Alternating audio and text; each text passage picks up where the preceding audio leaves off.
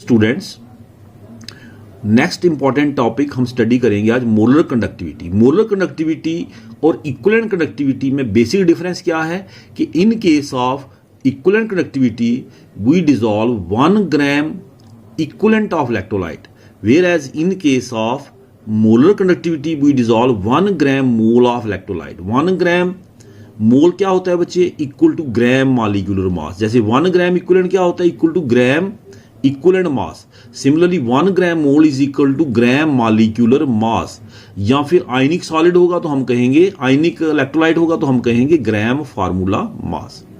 ठीक है बच्चे, तो डेफिनेशन इनकी ऑलमोस्ट सेम होगी। फर्क क्या होगा कि यहां पे 1 ग्राम इक्विवेलेंट है, वहां पे आ जाएगा 1 ग्राम मोल।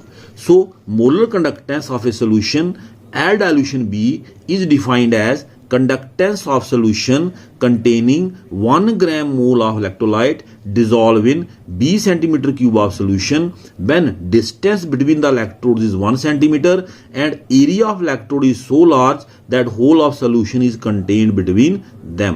इसको हम डिनोट करते हैं लैम्डा m से। Equivalent conductivity is also related to specific conductivity by the relation lambda m is equal to kV small b into B, मतलब in terms of volume। What is B? B is the volume, V is the क्या है बच्चे? V is the volume containing 1 gram mole of electrolyte। पर एक चीज मैं लिखना बताना भूल गया, B is the volume in centimeter cube। This is very important। B is the volume in centimeter cube containing 1 gram mole of electrolyte। जैसे मैंने इक्विवेलेंट कंडक्टिविटी में आपको समझाया था कि ये जरूरी नहीं है कि आप 1 मोल ही डिसॉल्व करें, आप 1 मोल से कम भी डिसॉल्व कर सकते हैं, आप 1 मोल से ज्यादा भी। सपोज आपने कितना डिसॉल्व किया? CM मोल। CM मोल्स आपने डिसॉल्व किए पर लीटर और 1000 सेंटीमीटर क्यूब, क्योंकि 1 लीटर किसके बराबर होता है बच्चे? 1000 सेंटीमीटर क्यूब।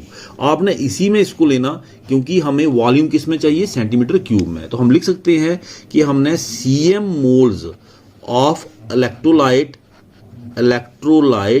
डिसॉल्व किए, इलेक्ट्रोलाइट डिसॉल्व्ड कितने में? 1000 सेंटीमीटर क्यूब। तो 1 मोल कितने में डिसॉल्व हुआ बच्चे? 1 mole is equal to 1000 upon CM। ठीक है बच्चे, 1000 upon CM।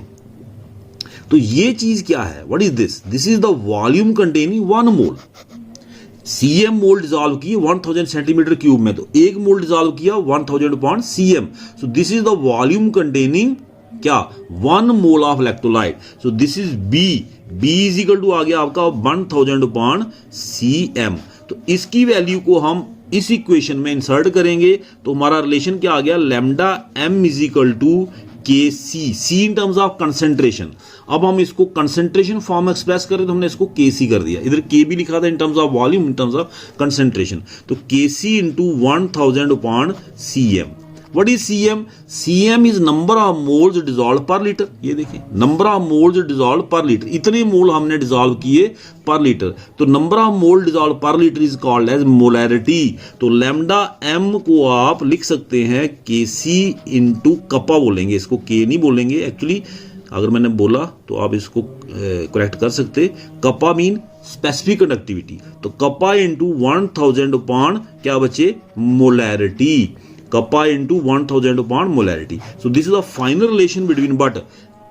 Molar conductivity and specific conductivity। अब हम इसका यूनिट भी ड्राइव कर लेते हैं। तो lambda m is equal to specific conductivity का यूनिट आपको पता है क्या है बच्चे? Ohm inverse centimetre inverse. आप C स्मॉल b जो लगाया इस पे नहीं जाना, ना भी लगाए तब भी चलेगा इन terms of concentration, in terms of volume. तो इंटू 1000, ये किस में है?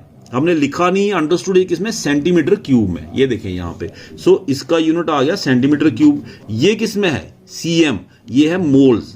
This is in terms of mole. CM mole हमने डिसॉल्व किए। So these are moles. नीचे जो है ये CM, जिसकी जगह मैंने मोलैरिटी लिखाई, number of moles per litre is also called as molarity. This is moles. तो फाइनल इसका जो यूनिट है वो क्या बना बच्चे? Ohm inverse centimetre square mole inverse. So this is the unit of what, molar conductivity. Hope आपको ये टॉपिक समझ आया होगा। याद रखिए बच्चे, इक्विवेलेंट कंडक्टिविटी और मोलर कंडक्टिविटी दोनों इंपॉर्टेंट टॉपिक हैं for examination point of view. तो दोनों को आपने अच्छे तरीके से लर्न करना है, अंडरस्टैंड करना है।